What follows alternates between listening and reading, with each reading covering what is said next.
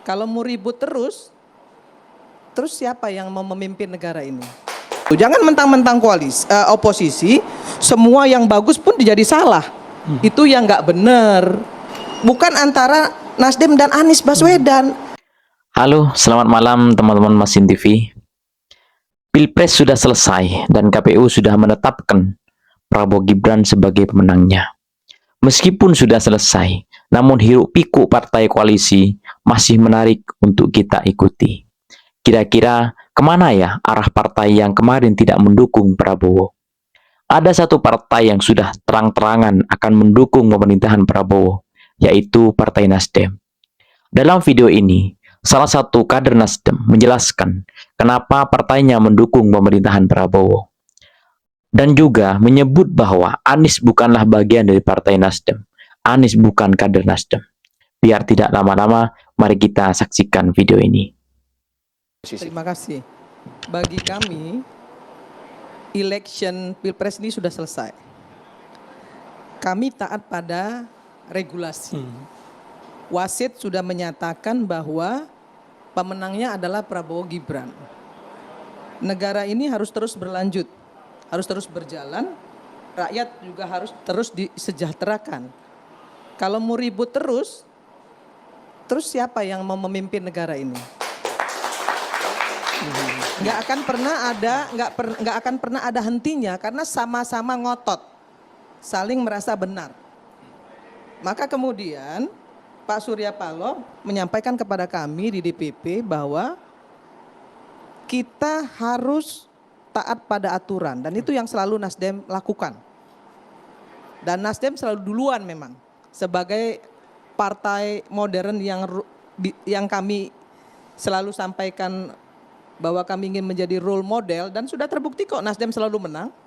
Di setiap pilkada pun kami juga punya tingkat kemenangan kemarin tertinggi dan nomor 2, paling nomor 1, nomor 2 lah di semua pilkada yang kami dukung. Artinya apa? Artinya Nasdem itu diperhitungkan oleh rakyat, disukai. Hari ini tingkat elektabilitas kami, keterpilihan kami naik sekitar 15%. Okay. Nah itu juga yang kemudian membuat kami tidak lupa diri bahwa sebelum kami mendapatkan elektabilitas yang tinggi ini tentu ada reward juga, ada kotel efek juga ya dari apa yang dulu kita dukung. Kita nggak akan menafikan itu. Kita nggak akan pernah bilang bahwa Jokowi itu tidak ada kotel efek untuk Nasdem. Kita nggak akan pernah bilang seperti itu. Artinya kami adalah partai yang realistis. Ya, ketika pemerintah salah kami katakan itu salah. Maka tadi saya bilang secara pribadi saya harus jadi oposisi. Di Komisi 9 suara saya paling keras kalau ada program pemerintah yang tidak berpihak kepada rakyat. Padahal kami ada di kabinet adalah partai koalisi.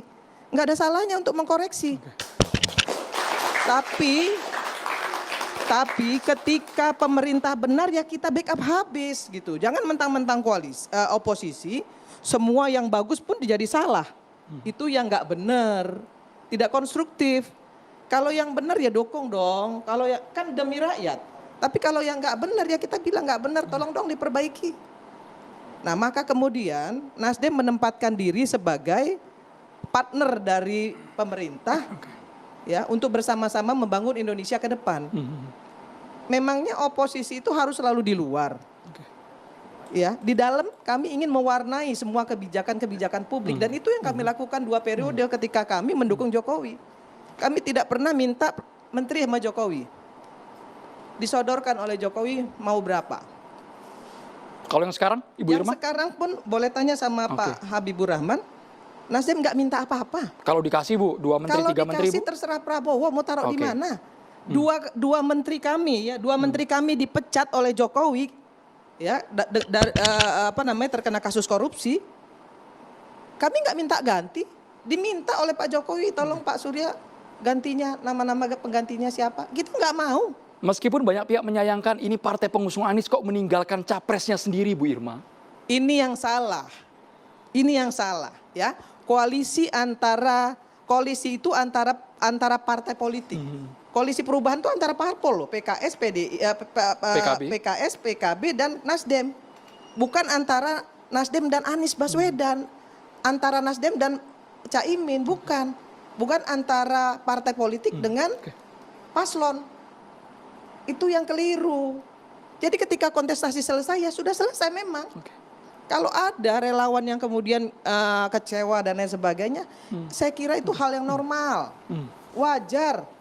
Kita juga nggak boleh bilang mereka nggak boleh kecewa. Tapi kita juga harus menyampaikan kepada mereka secara konstruktif bahwa pemerintah ini harus tetap berjalan. Dan kami akan mendukung pemerintah ini sepanjang pemerintah ini bermaslahat bagi masyarakat dan mensejahterakan rakyat, itu saja. Oke, statementnya jelas mendukung pemerintah. Sebelum ke Bang Deddy komentar, kita ke Bang Habibur Rahman. Bang Habibur Rahman, kami ingin tahu siapa Bang yang menurut Pak